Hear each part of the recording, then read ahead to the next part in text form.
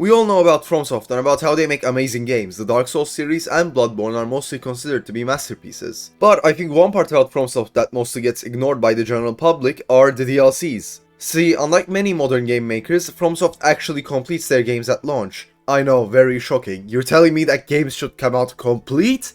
Are you out of your mind? So, instead of DLCs adding things that should have already been in the game, they actually serve the purpose of being expansions. They add new weapons, new bosses, new areas, and actually improve on the original game's story. In Dark Souls 1, the DLC adds a lot of story and actually explains what the Abyss is in detail. And it adds one of the best Dark Souls stories, that being the Legend of Artorias. If you don't know, I would highly recommend watching Vatividia's video on it. Because the story uses the old veteran fallen corrupted soldier trope amazingly. In Dark Souls 2, there are multiple DLCs unlike Dark Souls 1, those being Crown of the Sunken King, Old Iron King, and the Ivory King. I can't explain everything here, but the DLC adds...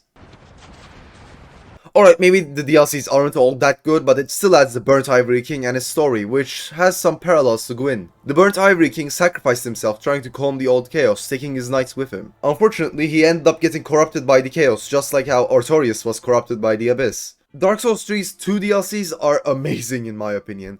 Ashes of Ariandel introduces you to characters like Gael, Frida, and the Painter while still following the theme of decay seen throughout Dark Souls 3. With the Painted World of Dark Souls 3 having many connections to the Painted World of Dark Souls 1. And the Ring City, it is just an amazing conclusion to the Dark Souls series. While you can critique this by saying, its only purpose is to give people a nostalgia boner, I would say, yeah, this is meant to be the ending to the Dark Souls trilogy, what do you expect? Apart from this, that Gael fight at the end, and Gael's journey to get the Dark Soul is really tragic. I would once again recommend watching Vati's video on this topic if you don't know about it. Finally, Bloodborne's DLC purely adds on to the base story of the game.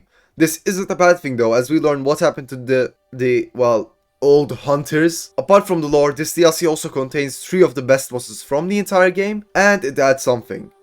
It adds the Gatling gun. As for Elden Ring, we have to wait, unfortunately. Even though the locations of each DLC are very different from each other, one thing remains the same. Each DLC contains the themes of tragedy and decay that are present in their games. For example, Dark Souls 3 has the concept of the Ring City being a grand city only sustained by illusions, just like Anor Londo. In every one of these DLCs, there's also at least one boss that has a tragic backstory. For the S1, it's obviously Artorias, for the S2, it is the Burnt Ivory King, for the S3, it is Gael, and for Bloodborne, it's all of them. I think this is what makes these DLCs so good for me and many people. It is Fromsoft managing to actually transfer the main themes of the game to the DLCs while still changing the game enough so that it's fun. Thanks for watching. If you enjoyed the video, I would really appreciate it if you could subscribe. Goodbye.